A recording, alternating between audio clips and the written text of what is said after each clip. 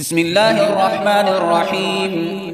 ولقد أخذ الله ميثاق بني إسرائيل وبعثنا منهم 12 نقيبا وقال الله إني معكم لئن أقمتم الصلاة وآتيتم الزكاة وآمنتم برسلي وعزرتموهم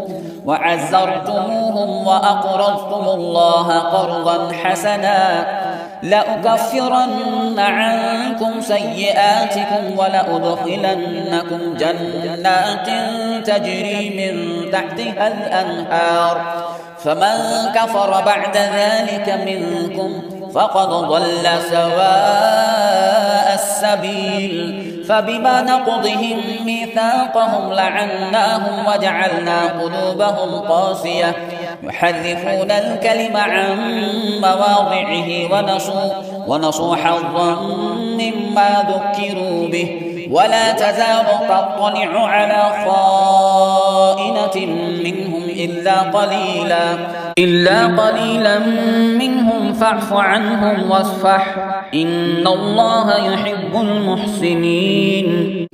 ومن الذين قالوا إنا نصارى أخذنا ميثاقهم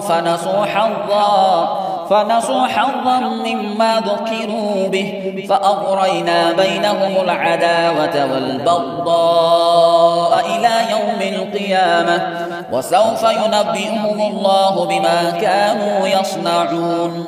يا أهل الكتاب قد جاءكم رسولنا يبين لكم كثيرا مما كنتم تخفون من الكتاب ويعفو عن كثير قد جاءكم من الله نور وكتاب مبين يهدي به الله من اتبع رضوانه سبل السلام ويخرجهم من الظلمات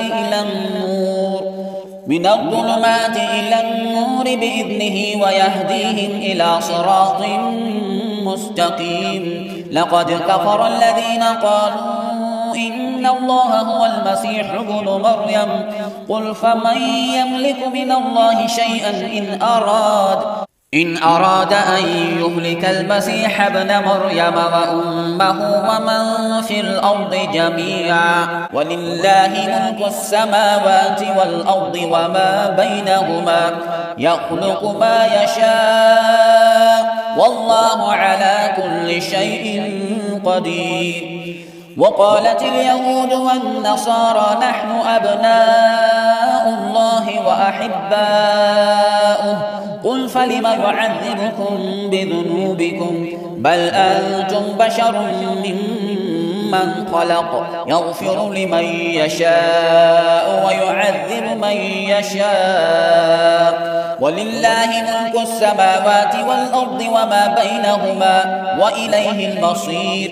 يا أهل الكتاب قد جاءكم رسولنا يبين لكم على فترة من الرسل أن تقولوا ما جاءنا من بشير ولا نذير فقد جاءكم بشير ونذير والله على كل شيء قدير. وإذ قال موسى لقومه يا قوم اذكروا نعمة الله عليكم إذ جعل فيكم أنبياء وجعلكم ملوكا وآتاكم ما لم يؤت أحدا من العالمين.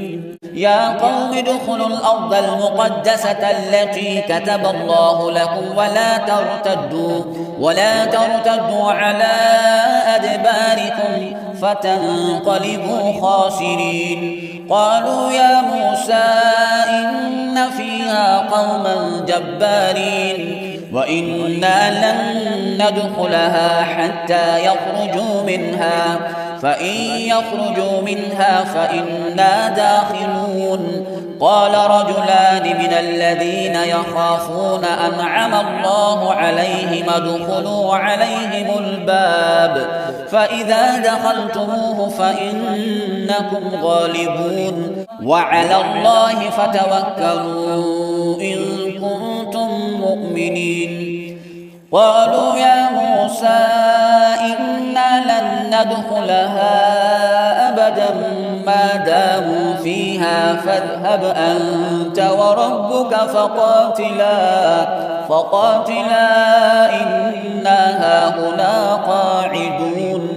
قال رب إني لا أملك إلا نفسي وأخي فافرق بيننا وبين القوم الفاسقين.